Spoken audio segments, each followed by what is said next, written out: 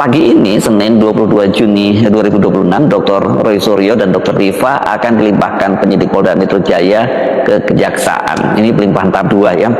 Tersangka Diva dan Roy Suryo akan dibawa dari RS Kramat Jati malam ini dan diinapkan di rutan Polda Metro Jaya. Selanjutnya besok jam 9 pagi akan bersama-sama berangkat dari Polda menuju ke Jari, Jakarta Selatan untuk tahap 2. Itu kata Kepala Bidang Humas Polda Metro Jaya, Komisaris Besar Budi Hermanto hari Ahad 21 Juni 2026 kemarin ya. Keputusan penyidik Polda Metro Jaya menahan Roy dan Diva serta kemudian melimpahkannya ke Kejaksaan ini merupakan kado sempurna bagi Joko Widodo yang tanggal 21 Juni merayakan ulang tahunnya ke-65. Setelah 2 hari sebelumnya, Jumat 19 Juni 2026, secara mengejutkan penyidik menangkap Roy Suryo dan Dr. Diva di kediaman masing-masing. Keputusan Polda menangkap dan menahan Roy serta Diva ini mendapat banjir protes dari para aktivis dari dalam dan luar negeri, termasuk puluhan purnawirawan.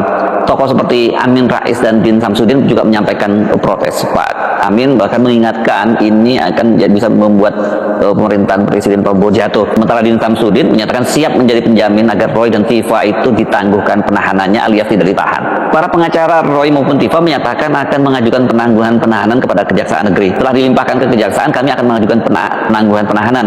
Itu yang menjadi prioritas kami, kata Refli Harun. Sebelumnya, tim dokter di Rumah Sakit Polri Kramat Jati merekomendasikan Roy dan Diva untuk dirawat karena pertimbangan penyakit bawaan keduanya. Namun ternyata setelah semalam dirawat di rumah sakit, penyidik memutuskan tadi malam ya, keduanya dipindahkan ke rumah tahanan Polda Metro Jaya untuk dilimpahkan ke Kejaksaan. Dirawatnya kedua tersangka tersebut di Rumah Sakit Polri, seperti saya sampaikan sebelumnya, sesungguhnya bukan persoalan pertimbangan medis biasa. Mengingat institusi kesehatan itu langsung berada di bawah Polri. Kalau rumah sakit biasa mungkin kita bisa menyatakan ada pertimbangan medis semacam itu. Tapi kalau di institusi Polri, saya kira selain pertimbangan medis, pasti juga ada pertimbangan politis. Polri ini tampaknya mencoba meredakan kemarahan publik dan kita mengukur seberapa besar badai yang akan tiba begitu ya. Dan yang paling penting ini tentu saja menunggu sinyal lampu hijau karena adanya tarik-menarik politik di baliknya. Bagaimanapun juga kemarahan publik harus menjadi pertimbangan terutama dari istana karena tindakan kepolisian tersebut dipastikan berdampak terhadap citra pemerintah di mata publik dan di dunia internasional. Ini yang tidak bisa diabaikan karena dengan cara seperti itu berarti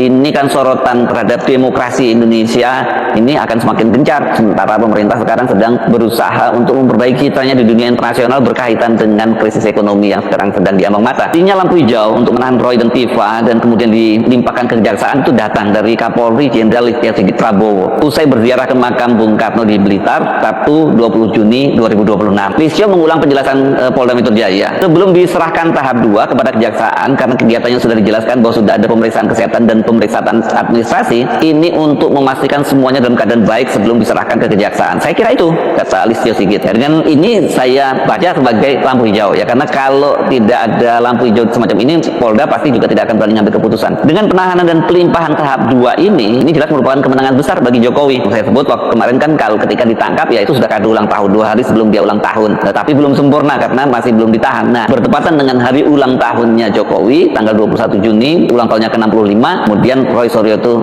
dan Diva itu ditahan. Jadi sempurna kadonya untuk Jokowi dan menunjukkan ini pengaruhnya yang masih sangat kuat di pemerintahan Prabowo atau setidaknya di lingkungan kepolisian. Dan aparat kepolisian saya kira juga tidak akan berani bila tidak ada lampu hijau dari istana atau orang dekat dengan kekuasaan lah. Karena itu kemudian Pak Amin Rais itu langsung saja menyasarnya ya langsung Presiden Prabowo Subianto gitu yang dia peringatkan gitu, dia beri nasihat. Bola panasnya sekarang itu di tangan Kejaksaan. Apakah mereka juga akan tetap menahan Roy dan Diva atau mengakomodasi keinginan pengacara dan desakan publik untuk menangguhkan penahanan? Netizen itu membandingkan bagaimana cara Kejaksaan Agung menangani kasus penahanan dari Kepala Badan Gizi Nasional Profesor Dadan Hidayana dengan 2 orang wakilnya, yakni Letnan Jenderal TNI Purnawirawan Luhut Pusung dan Dirjen Polisi Purnawirawan Sony Sonjaya. Pada waktu itu kan keduanya itu dipanggil ke Kejaksaan Agung, dilakukan pemeriksaan dan setelah itu ditahan. Jadi meskipun peristiwanya sangat dramatis karena Dadan Hidayana ini adalah salah satu pejabat tinggi negara kesayangan Presiden Prabowo dan memegang program andalan Presiden Prabowo, tapi proses penanganannya tidak terlalu dramatis ya. Peristiwanya sendiri sangat dramatis, tapi proses penanganannya penahanannya tidak. Nah, kalau kasus Roy Suryo dan Tifa ini peristiwanya sebenarnya tidak dramatis. Ini kan ada warga negara, seorang peneliti mempertanyakan keabsahan ijazah seorang mantan presiden. Tetapi justru penangkapannya itu yang sangat dramatis. Itu yang saya kira sekarang ini banyak disoroti dan dibanding-bandingkan. Para aktivis, pakar hukum, para purnawirawan, termasuk purnawirawan perwira tinggi Polri mengaku terkejut dengan langkah penyidik Polda Metro Jaya melakukan penangkapan terhadap Roy dan Tifa. Ini digambarkan penangkapannya seperti penangkapan seorang penjahat kelas berat. Bahkan mantan Wakapolri Komjen Ugroseno bahkan menggambarkan penangkapan dilakukan seperti para pasukan pengawal Cakrabirawa, pas Pampres nih pada waktu itu ya, menangkap para jenderal pahlawan revolusi di era Orde Lama ini menjelang peristiwa G30 SPKI. Roy Suryo dini hari kemarin itu dia baru pulang dari perjalanan. Dia ditangkap oleh penyidik yang merangsek ke kamar tidurnya dan tidak memberi kesempatan dia mengenakan pakaian lengkap atau mengontak pengacaranya. Dalam video yang beredar ketika dia tiba ketika dia berada di Polda, bahkan sampai dia dibawa ke Rumah Sakit Kramat Jati, terlihat Roy Suryo hanya mengenakan celana pendek dengan kaos berwarna biru. Dia juga tidak mengenakan rompi tahanan ya. Sementara Dr. Tifa sedianya hari itu pukul 09 itu akan menjalani ujian tertutup program doktor di FKUI karena dia ini sedang menempuh studi program doktor di Fakultas Kedokteran Universitas Indonesia. Namun ketika dia bersiap berangkat, mobilnya dipepet dari belakang oleh penyidik dan dia langsung dibawa ke Polda Metro Jaya. Tifa akhirnya diizinkan mengikuti ujian via Zoom dari salah satu ruangan di Mapolda Metro Jaya. Foto Dr. Tifa duduk di depan laptop dan didampingi beberapa penyidik yang berdiri di sampingnya sempat diunggah di akun Facebooknya. Proses penangkapan inilah yang diprotes oleh para pengacara dan aktivis. Sebagai tersangka, keduanya itu menjalani proses wajib lapor dan bersikap akomodatif. Tidak seharusnya mereka ditangkap secara dramatis seperti itu, cukup dipanggil dan bila 2 kali mangkir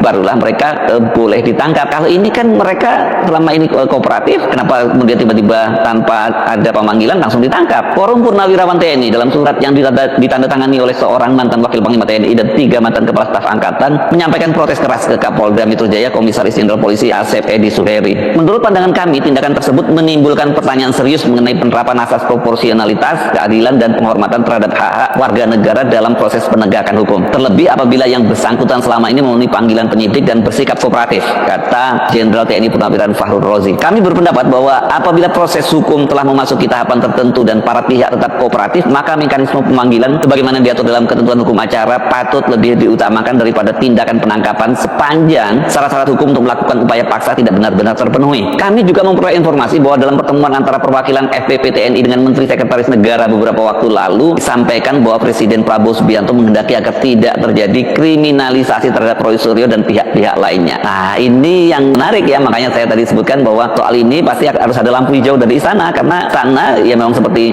informasi yang saya terima juga, mereka ini sikapnya memang mendua. Di satu sisi mereka tidak ingin ijazah, dan hal ini Pak Prabowo tidak ingin ijazah mantan Presiden Jokowi itu diutik-utik. Ini mungkin semangat dari Pak Prabowo yang seperti pernah dikatakannya, prinsip dia itu adalah mikul duhur menem jeru, menghormati para pemimpin-pemimpin terdahulu, dan tentu dalam hal ini termasuk juga Joko Widodo yang dia Jam ahli peneliti, apakah nanti pernah melihat negara melakukan uji biometrik resmi terhadap ijazah tersebut? Belum pernah, sependek pengetahuan saya belum pernah. Terus selanjutnya, apakah saudara memiliki pendapat tentang perbedaan morfologi wajah, kemudian gigi, indikator biologis, itu harus diuji langsung dengan menghadapi ijazah asli di pengadilan? Tadi saya sudah memberikan kontribusi, sudah saya hitung. Sebetulnya ya tinggal dilanjutkan saja dengan ahli yang lain. Gitu. Saya rasa ahli siapapun, asalkan metodologi yang digunakan sama, ada bisa sama. Itu dulu. Pertanyaan saya lebih spesifik. Apakah Anda setuju ijazah itu diuji di pengadilan? Karena di polisi tidak diuji, di tempat-tempat lain juga tidak diuji. Anda setuju ijazah itu diujinya di pengadilan? Perbuatan pidananya itu yang harus dipengadilankan. Artinya begini, harus ada sebuah langkah secara saintifik untuk menguji ijazah itu, baik dia sebagai sebuah spesimen maupun sebagai sebuah kumpulan artefak, maupun yang kemudian juga kita kaitkan dengan benda hidupnya, yang mana itu adalah manusianya. Itu yang dilakukan pengujian dulu dengan berbagai layer, berbagai varian dan berbagai metodologi. Baru setelah data-data itu mendapatkan kesimpulan, di mana saya sudah memberikan sumbangan kontribusi saya dalam kesimpulan ini, dan soalnya disitulah kemudian muncul pengadilan yang menyatakan bahwa ada ijazah, ada tindak pidana yang menggunakan ijazah palsu yang secara saintifik. Ya, salam sejahtera bagi seluruh pendengar dan penonton yang setia mengikuti pembahasan ini. Ya, teman-teman, kita bertemu kembali dalam ruang diskusi yang membahas peristiwa hukum yang masih menjadi sorotan luas di tengah masyarakat Indonesia. Ya, sejak akhir tahun 2025, nama Roy Suryo dan Dr. Tifa menjadi perbincangan. Keduanya sempat ditetapkan sebagai tersangka dalam kasus yang berhubungan dengan penyampaian pendapat dan pertanyaan publik. Awal mula kasus ini bermula ketika mereka mengemukakan pertanyaan dan pendapat terkait keaslian dokumen pendidikan khususnya ijazah yang dimiliki oleh mantan Presiden Republik Indonesia yaitu Bapak Joko Widodo. Ya, pernyataan dan pertanyaan yang disampaikan itu kemudian dilaporkan ke pihak berwajib. Berdasarkan laporan tersebut, penyidik menetapkan status tersangka dengan pasal yang didakwakan meliputi dugaan pencemaran nama baik serta penyebaran informasi yang dianggap tidak benar. Merujuk pada Undang-Undang Nomor 19 Tahun 2016 tentang Informasi dan Transaksi Elektronik. Ya, teman-teman, sejak penetapan itu muncul berbagai spekulasi apakah mereka akan langsung ditahan, berapa lama prosesnya, apakah pertanyaan mengenai dokumen pendidikan itu justru akan ditutup oleh proses hukum. Nah, baru saja pada pertengahan Juni 2026 ini, Kejaksaan Negeri Jakarta Selatan mengeluarkan keputusan resmi memutuskan untuk tidak menahan kedua tersangka tersebut. Keputusan ini menjadi titik balik yang penting dan memicu banyak tanggapan. Oleh karena itu, kita bahas tuntas mulai dari latar belakang alasan hukum, pandangan berbagai pihak, hingga inti persoalan yang sesungguhnya menjadi perhatian masyarakat. Ya, teman-teman, mengapa keputusan tidak ditahan ini diambil? Ya, banyak orang mengira jika sudah jadi tersangka pasti harus ditahan. Padahal dalam sistem hukum kita, penahanan bukanlah kewajiban mutlak. Dalam Kitab Undang-Undang Hukum Acara Pidana atau KUHAP pasal 21 disebutkan secara rinci penahanan hanya boleh dilakukan jika ada alasan yang cukup kuat. Alasan itu terbatas pada 3 kondisi saja. Yang pertama, tersangka diduga akan melarikan diri dan menghindari proses hukum. Yang kedua, tersangka diduga akan merusak, menyembunyikan, atau memanipulasi barang bukti. Dan yang ketiga yaitu tersangka diduga akan mengulangi perbuatan yang didakwakan. Ya, teman-teman, jika ketiga syarat ini tidak terpenuhi, maka penahanan tidak perlu dilakukan.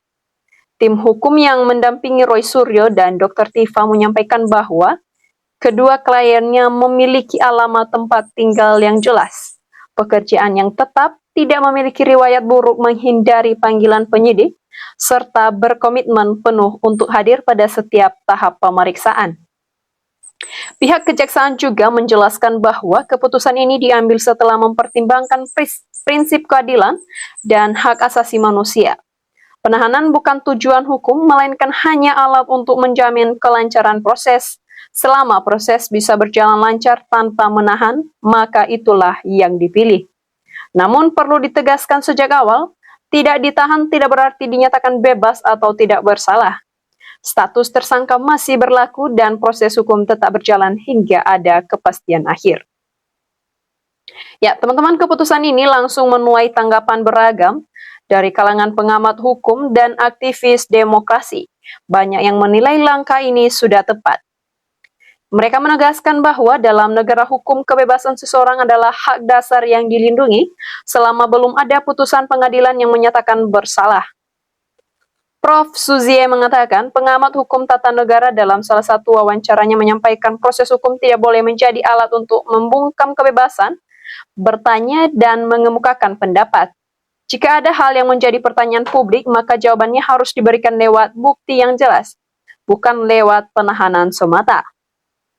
Ya, di sisi lain, pihak yang merasa dirugikan atas pernyataan yang disampaikan juga memiliki pandangannya sendiri.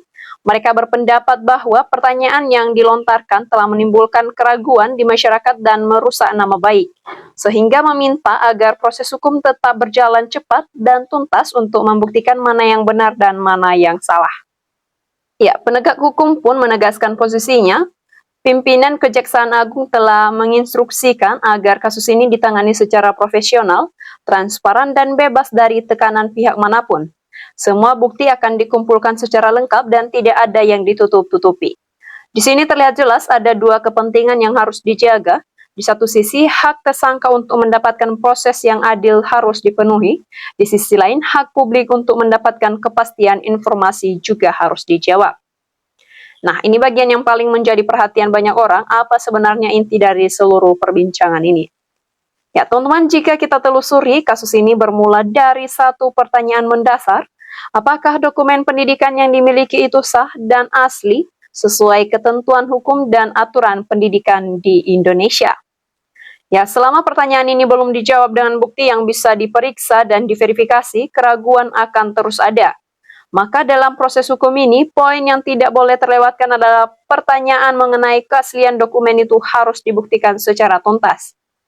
Menurut aturan yang berlaku, keaslian ijazah dapat dibuktikan dengan cara memeriksa langsung ke lembaga pendidikan yang menerbitkan, memeriksa arsip resmi, memeriksa nomor registrasi, hingga memastikan bahwa proses pendidikan yang ditempuh sesuai jalur yang diizinkan.